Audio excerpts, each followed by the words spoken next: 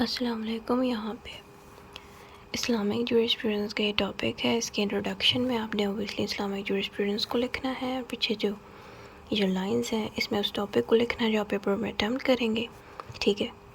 यानी कि Islamic jurisprudence में जो रिपीटेड टॉपिक है वो ये है। इसमें करना क्या है कि इस्लामिक जूरिस्प्रूडेंस के जो भी टॉपिक है जिसमें आप फंस जाओ, जिसमें आपको लगे लेंथ कम है, उसमें आप ये लिख सकते हो।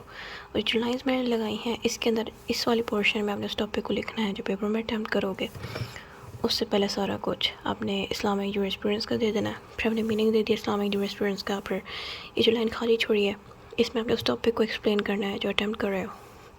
फिर मीनिंग ऑफ फ़िक़्ह, फिर डेफिनेशन, यहाँ पे उस टॉपिक को एक्सप्लेन करना है जो आप अटैम्प्ट कर रहे हो।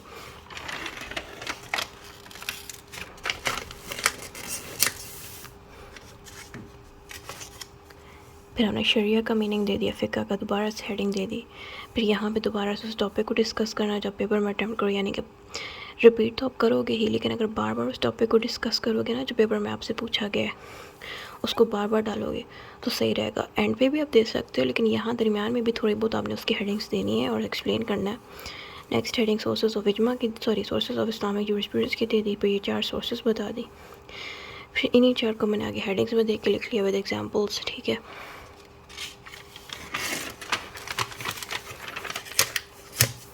फिर यहाँ पे मज़ीद आपने उस टॉपिक को डिस्कस करना है जो पेपर में आएगा।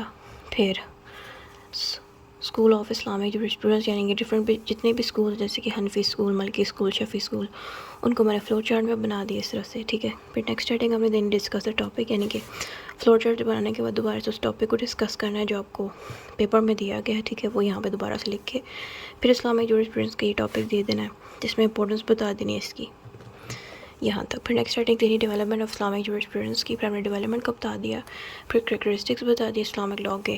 फिर जैसे यहाँ तक आपने लिख लिया, फिर इससे आगे आपने इसी टॉपिक को कंटिन्यू कर देना है जो पेपर में पूछा गया और कंक्लूजन के साथ वाइंड अप कर देना है, ठीक है। इसकी मैं पिक्चर लगा दूँगी वीडियो के एंड पे, और आप ये भी देख लें कि जो सोर्सेज ऑफ लॉ का जो टॉपिक है ना वो आपने इनमें यूज़ करना है, यानी कि कुरान, सुन्ना, इजमा, कियास, इस्तिसान, कस्टम एंड इज्तिहाद। ये जो 7 टॉपिक्स हैं इन सातों के सातों में अगर आप लेंथ बढ़ाना चाहते हैं तो बजाय इस्लामिक जूरिस्प्रूडेंस लिखने के इनकी लेंथ के अंदर बढ़ाने के लिए सोर्सेज ऑफ लॉ का चैप्टर डाल दें, यानी कि सोर्सेज ऑफ लॉ का जो चैप्टर है वो वाला चैप्टर आपने इनके अंदर डाल देना, ठीक हो गया। बस इतना ही था इस वीडियो में। थैंक यू, खुदा हाफिज़।